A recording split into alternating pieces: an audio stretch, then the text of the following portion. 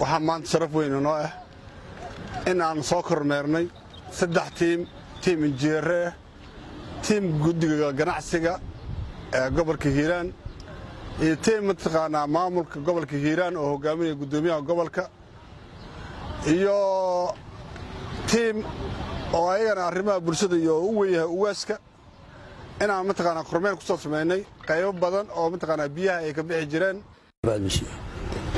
waxaan rabaa dhowr arrimood inaan maanta carabka ku dhifto. waxaa la sheegayaa oo na soo gaaraya xogo ila lagu kalsoon yahay aan ka helnay in fatahaad tii sanadkii dhowaa ama la eg ama ka sii fog ay nagu soo socoto. waxay soo maraysaa hadda sida naloo sheegay oo ila xodogaali noo xaqiijiyeen ama qalabkan warisgaarsiinta ay noogu xaqiijiyeen meesha la yidhaahdo Qallaafe ayaga oo biyaha la leeyahay waxay soo gaarayaan lalmis meesha la yidhaahdo oo buuraha salkooda oo ilaa waad garanaysaan webiga oo magaalada ku taallo iyo buuruhu baaxadda intay isu jiraan waad garan karaysaan. weligiis meelaysan gaarin bay gaadhaa la leeyahay biyo baxdaas.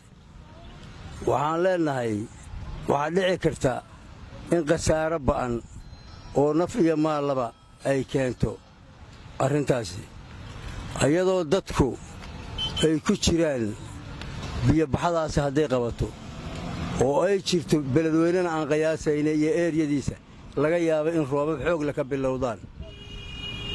dadka awal uu la daala dhacayay xanuunkan fayraska la leeyahay corona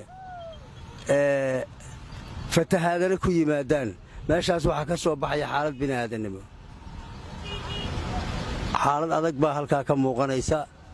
waxaan leenahay oo aan codsanaynaa sida baaqaynii horeba ku jirtay dawladda Soomaaliya dadkan inay xal u hesho ay u soo gurmato. meeshaa waxaa ka iman karaya xaalad aad u khatara ayaa ka soo bixi karaysa.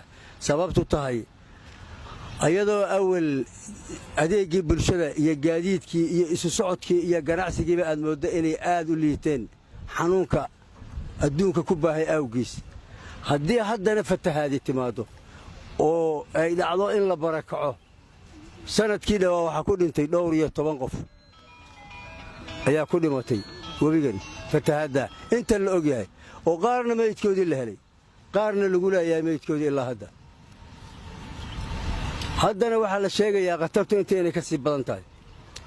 annagu ka gobol ahaan annagoo kaashanayna allah subxaanahu wa tacaala allahna waafajiye ganacsatada iyo odayaasha iyo waxgaradka kaashanayna jeebabkooda waxa ku jira iyo waxaan aanana heli karno intaba kaashanayna. xoogaa lacag ayaa noo taalo ganacsatada iyo ay ururiyeen ayaannu haysannaa. annana waxbaannu kaalmay ku dari doonnaa. waxaan rabnaa maalmaha fooda nagu soo haya inaan qabanno shaqada.